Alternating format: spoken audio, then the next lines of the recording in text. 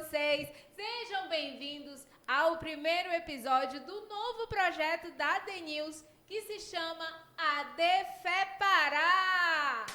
E eu estou aqui com o meu parceiro Lucivaldo Lima, que é o presidente da Fé Pará. Pois é, Taira. Finalmente o projeto saiu da cabeça, do papel e agora virou realidade, tá certo? Nós estamos aqui juntando o podcast E aí, gente, o podcast Papo de Fé, da Fé, num programa maravilhoso na região do Caetés, não é isso?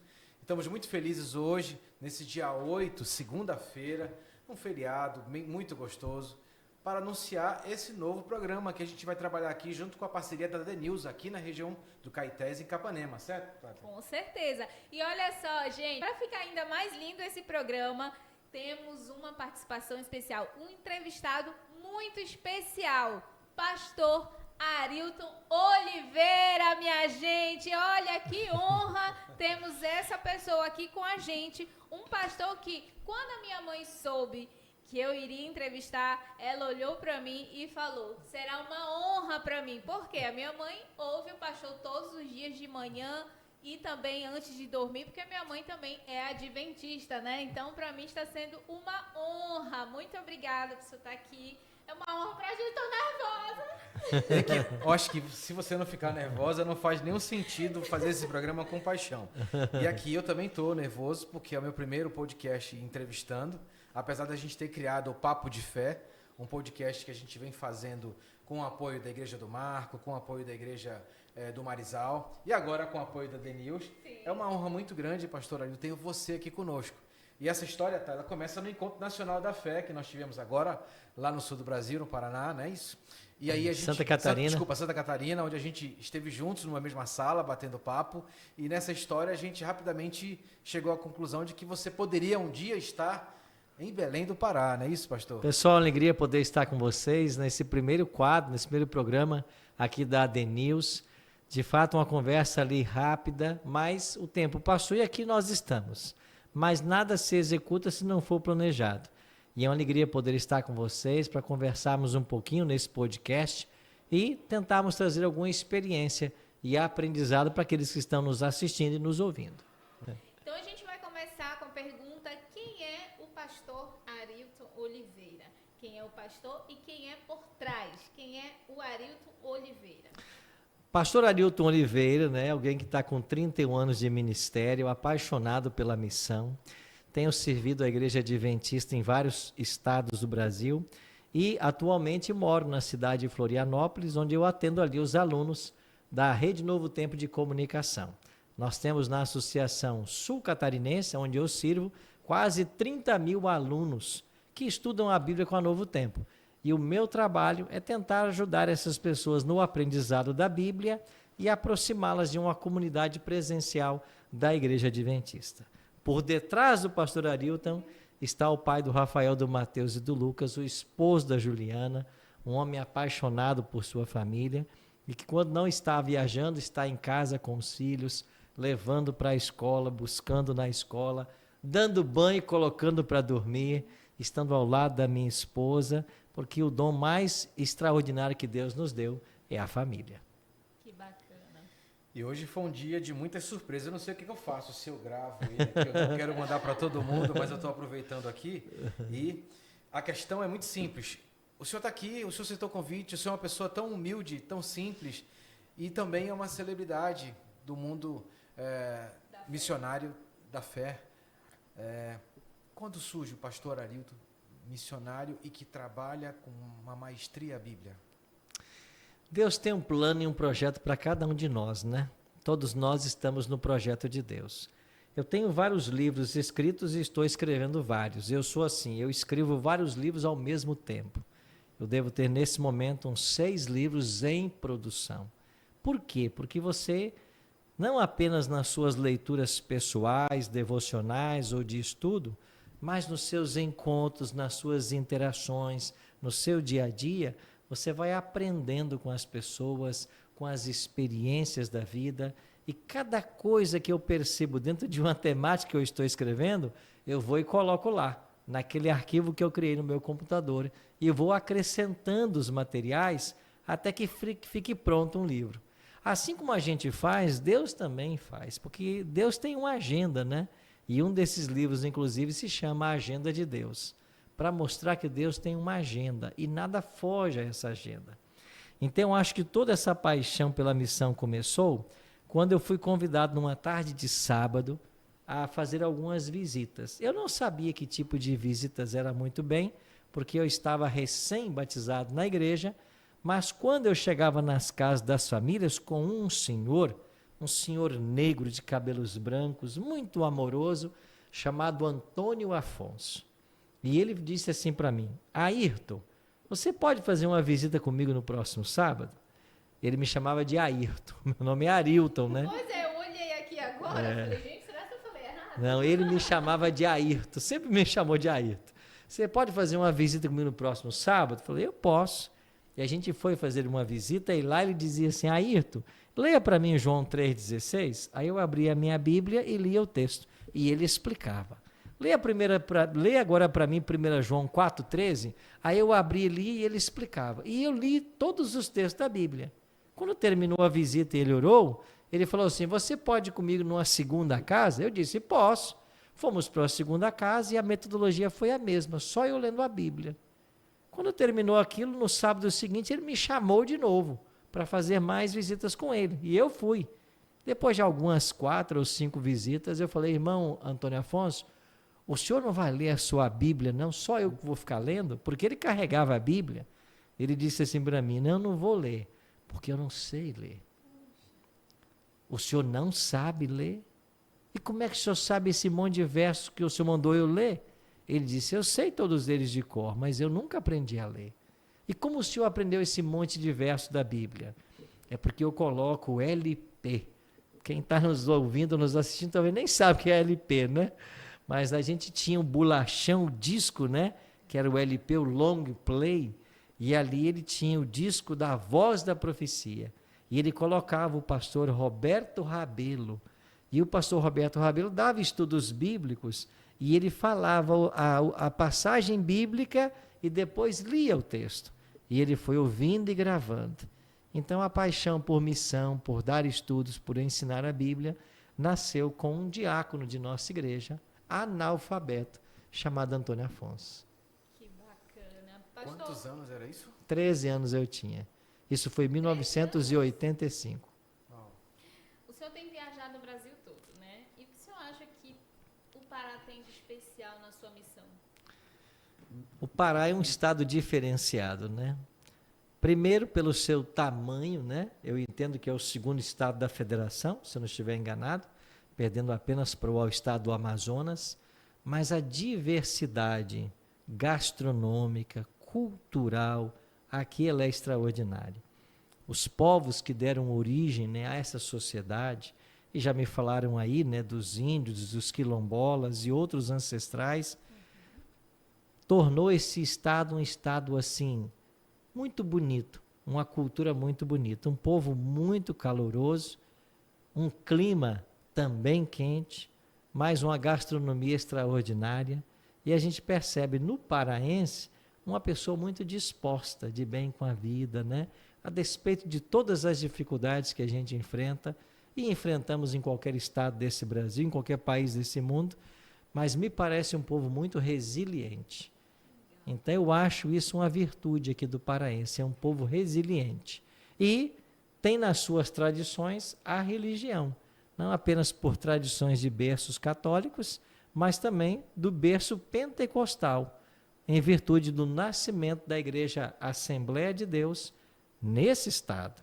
Então aqui tudo começou para o Brasil, a história das Assembleias de Deus. Então eu acho que isso, e depois a Igreja Cristã do Brasil, alguns anos depois, moldou um pouco essa tipologia, né, do pessoal do Pará, do paraense. Que bacana. Olha, eu tive com ele esses dias, não pessoalmente, mas acompanhando algumas coisas que ele está fazendo. Só o dia de hoje é impressionante o que o senhor guarda na sua mente de coisas acontecendo nesse mundo, produto da fé que você abraça. Você é adventista há quanto tempo? Agora 41 anos, né? Então, eu me batizei com 13 anos, estou com 54, há 41 anos sou adventista. Mudou muita coisa? Na realidade, a minha história, ela está mesclada com a história, com a experiência espiritual. Eu não sei quem seria o Arilton se não fosse Cristo, né? Então, eu partilhei até há pouco, né, com os servidores aqui do hospital, que quando eu tinha 13 anos, foi um médico, ginecologista, que foi para o meu bairro. O bairro onde eu morava era um bairro muito perigoso, era um bairro que tinha lá um ponto de drogas, um bairro de periferia, lá de Cariacica, no Espírito Santo. E esse médico ginecologista alugou um salão, fez ali umas pregações, um evangelismo, que a gente chama evangelismo de Semana Santa, né? E essa semana evangelística se estendeu por 30 noites e foi o meu primeiro contato com a mensagem do Evangelho. Então esse médico falava de Cristo, falava do homem do Calvário que morreu em nosso lugar para nos salvar. Ele tinha aqueles slides que ia projetando na parede, né, do Cristo crucificado, as marcas as marcas dos pregos nas mãos e nos pés, a coroa de espinhos na cabeça, e aquilo foi tocando o meu coração juvenil. Eu assisti a semana toda, depois fiz um estudo bíblico e eu tomei minha decisão de me entregar a Cristo. Interessante que do trabalho que esse médico realizou, durante 30 noites pregando o Evangelho, apenas um garoto foi alcançado e se batizou. Um garoto de 13 anos. Então, muitos olharam para o evangelismo desse doutor Emanuel Ruela e disseram assim, olha, o evangelismo do nosso médico esse ano foi um fracasso, porque ele batizou apenas um garoto de 13 anos. Mas esse garoto sou eu.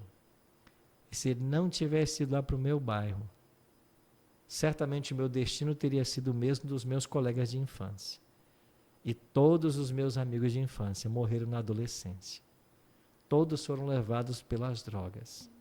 E esse teria sido o meu destino se Deus não tivesse colocado na sua agenda que num domingo de Páscoa de 1985 ele enviasse para o meu bairro um mensageiro da esperança. Eu não estaria aqui com vocês hoje.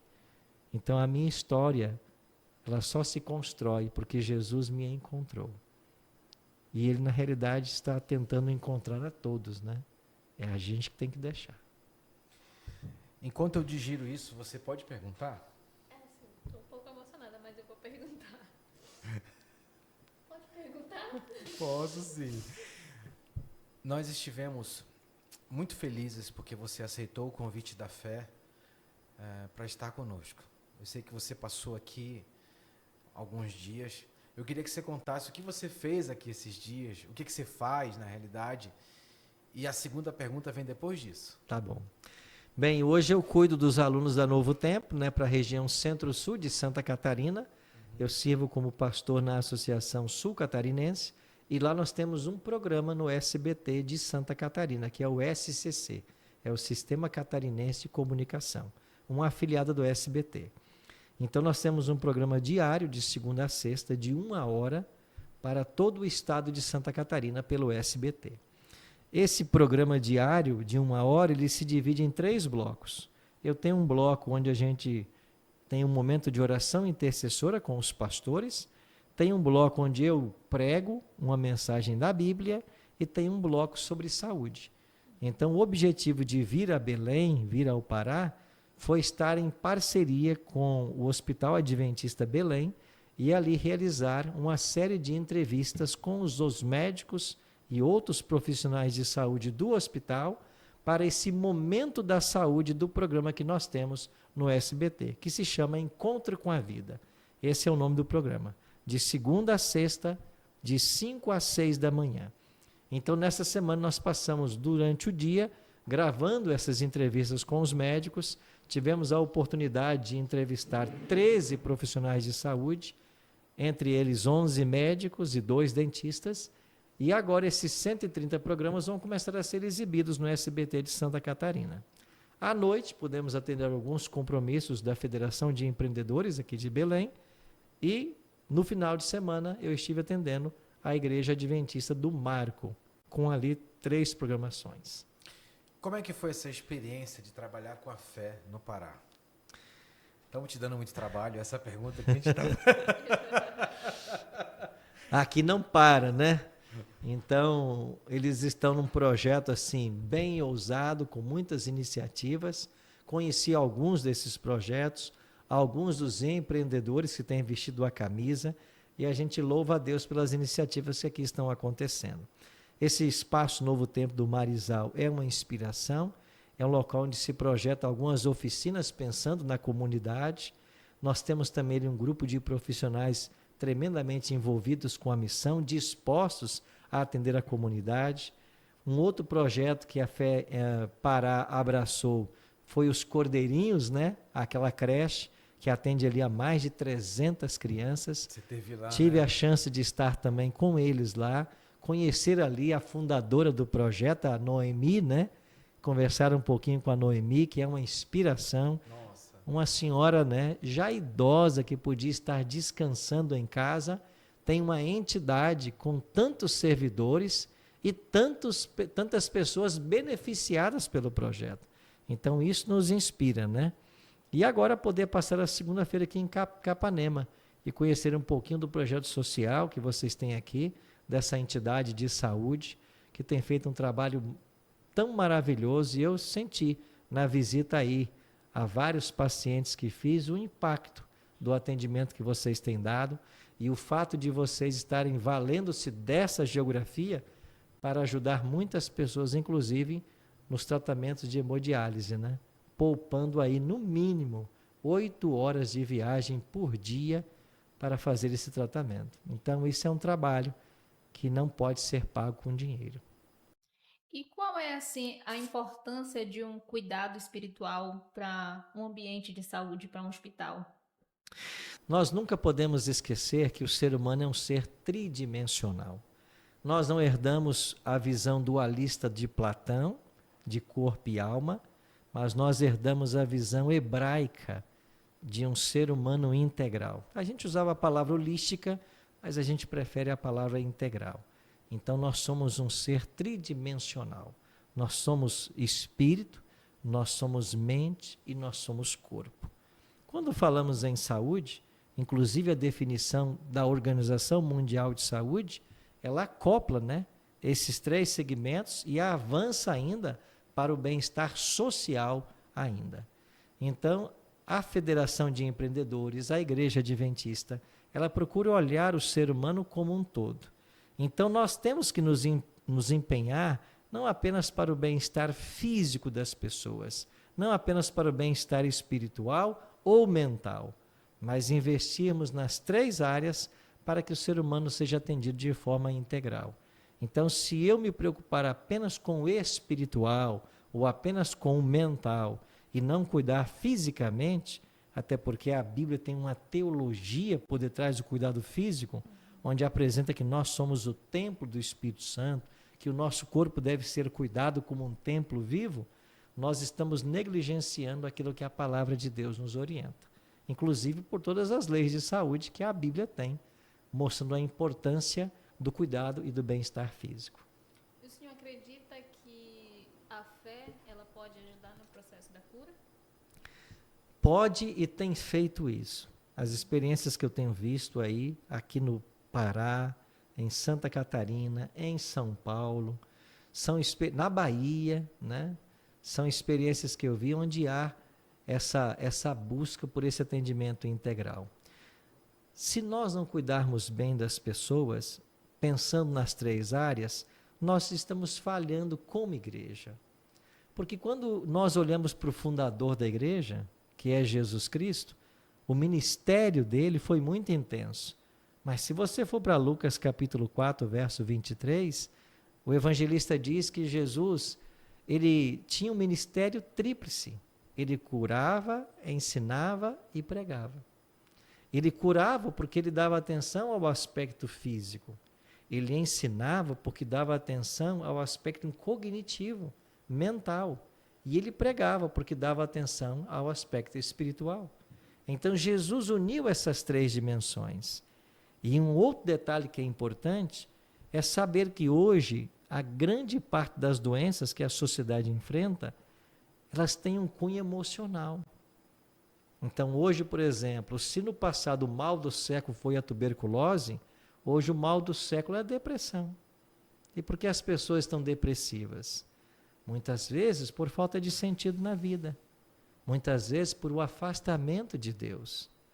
Existe um autor muito interessante e ele conta uma ilustração que diz exatamente o que eu estou tentando dizer. Pense você em alguém que gosta de peixes. E ele vai e compra numa loja um lindo aquário. E ele coloca dentro desse aquário os peixes que ele mais admira e gosta.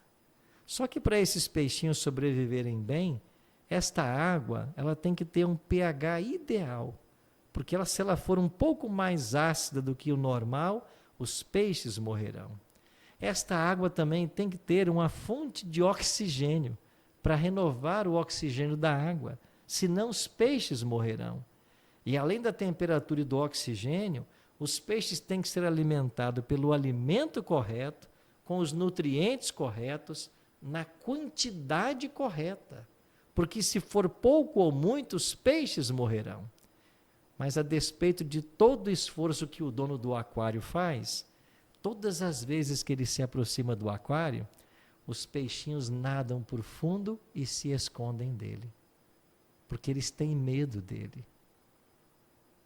Então o autor que contou essa história diz o seguinte: assim somos nós com Deus.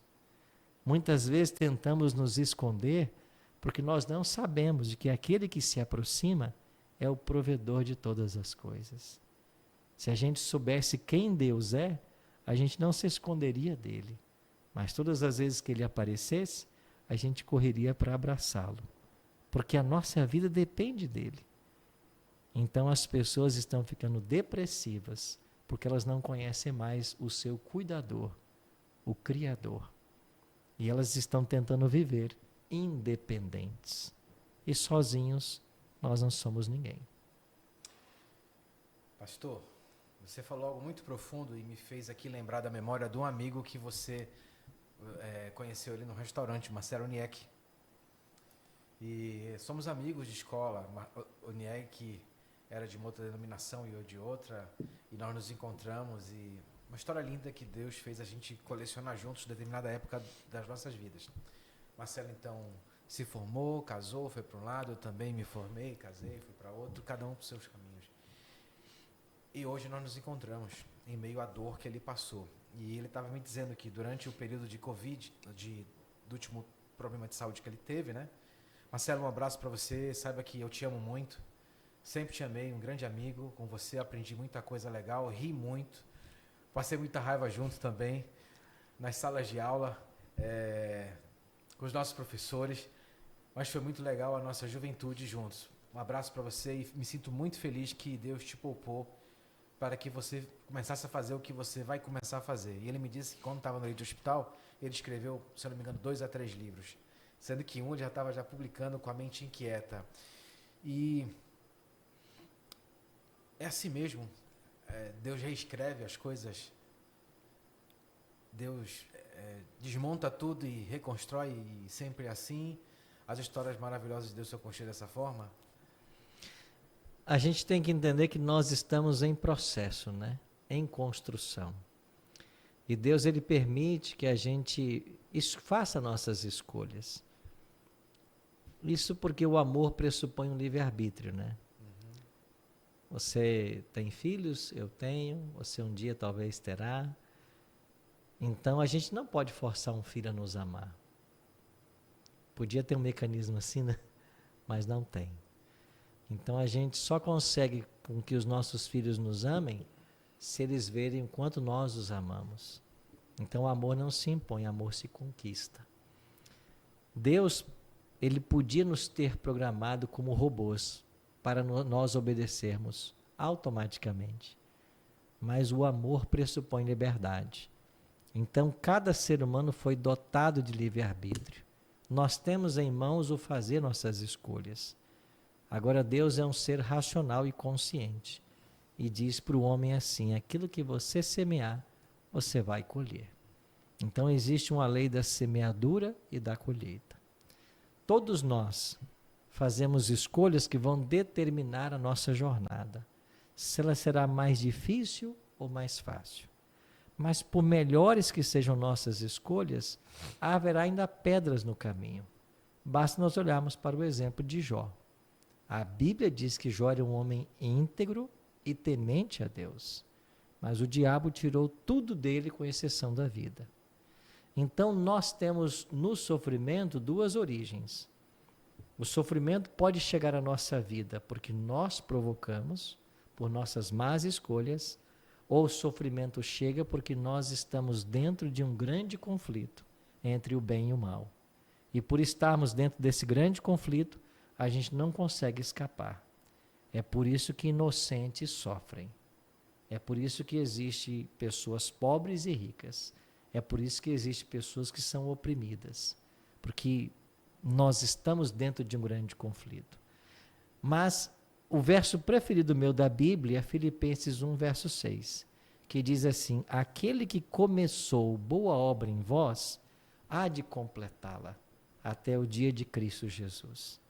Então, a obra foi Ele quem começou. E por mais difícil que seja a nossa caminhada, por mais altos e baixos que nós sejamos chamados a enfrentar, se nós deixarmos, Ele vai concluir a obra.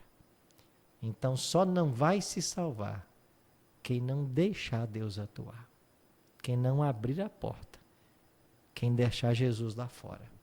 Esse é o problema de Laodiceia. Por isso que Jesus diz assim: eis que eu estou à porta e bato.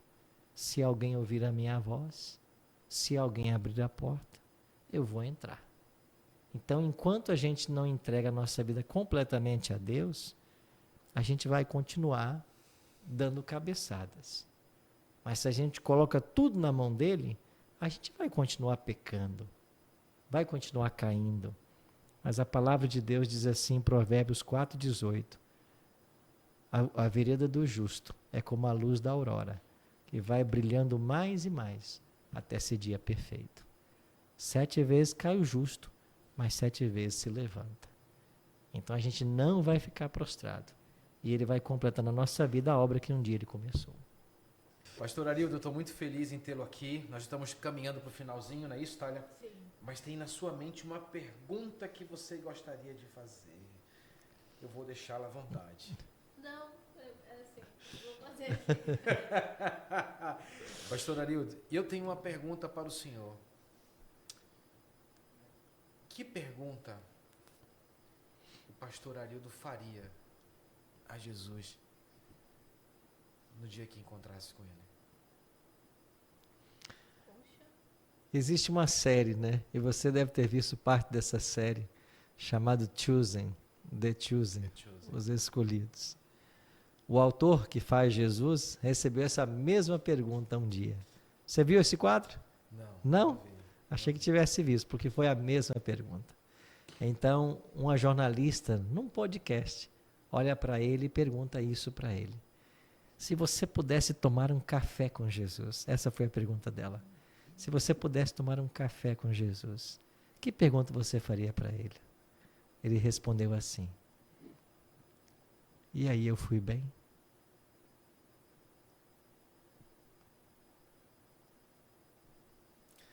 Faria dele a sua mesma pergunta? Então, essa resposta que ele deu fala muito para a gente. Porque ele se passou por Jesus. Então, a pergunta dele foi: e aí? Eu fui bem? Eu fiz o que o Senhor esperava? Eu fui à altura?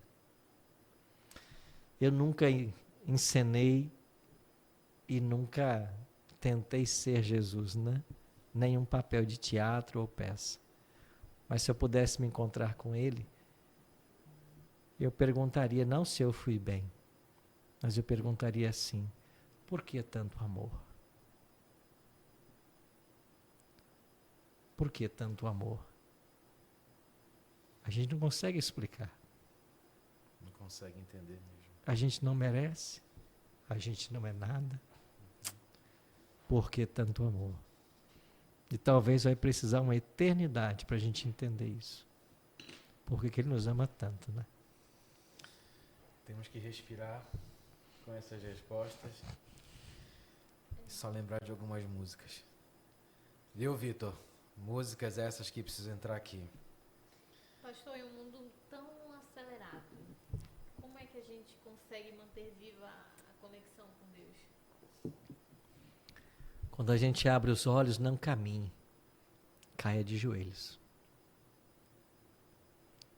Esse é o caminho. Mas se a gente abre os olhos e sai correndo, você pode ser veloz. Se a gente abre os olhos e cai de joelhos, você vai onde Deus quer que você vá. Então Deus nos convida hoje a desacelerar. Sempre foi assim. Deixa eu contar uma coisa para vocês.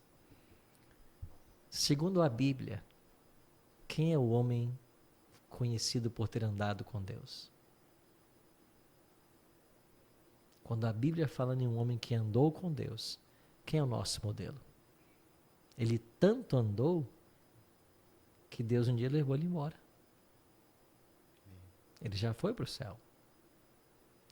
Então a Bíblia tem como parâmetro de alguém que andou com Deus, Enoque. A Bíblia diz assim que ele andou tanto com Deus que um dia Deus levou para si. Quantos anos andou Enoque com Deus? Se você fizer essa pergunta hoje, todo mundo vai responder, ele andou 300 anos. E é verdade, ele andou 300 anos. Mas você sabe com quantos anos Enoque foi levado para o céu? Com 365. E onde ele estava os 60 anos? Por que ele foi para o céu com 365? E a gente aprendeu que ele andou com Deus 300 anos. Por dois motivos. Ele andou 365 anos com Deus para ensinar que nós temos que andar 365 dias com Ele. Todo dia no ano é um dia de andar com Deus. Mas quando você vai para o Gênesis, você descobre uma coisa maravilhosa. Aos 65 anos de idade, Enoque foi pai. E quando Enoque se tornou pai, ele compreendeu um pouco mais do amor de Deus. E é por isso que ele aprendeu a andar com Deus. Quando ele tomou em suas mãos o filho, completamente dependente dele, e ele amou esse filho, e ele entendeu que Deus o amava mais do que ele amava seu filho. E é por isso que ele andou 300 anos com Deus. Porque ele foi pai aos 65 anos. Então nós temos que aprender a andar com Deus. E a gente aprende quando, ao invés de sair correndo, a gente gasta o primeiro momento do dia com Ele. Não importa se são 10 minutos, se são meia hora ou se é 1 hora. Não importa se a gente só tem 2 minutos. Mas a gente não deveria sair do quarto sem consultar Ele, sem agradecer e sem pedir as bênçãos para o dia.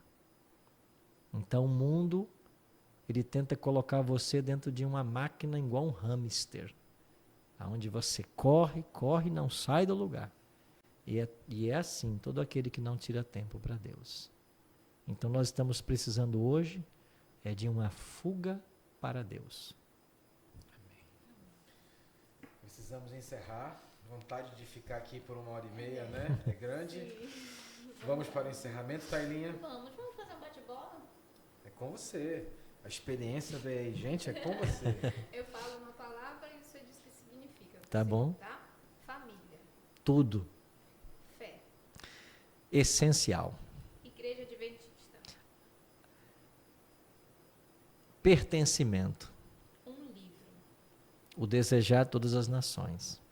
Um versículo. Filipenses 1:6. Uma saudade.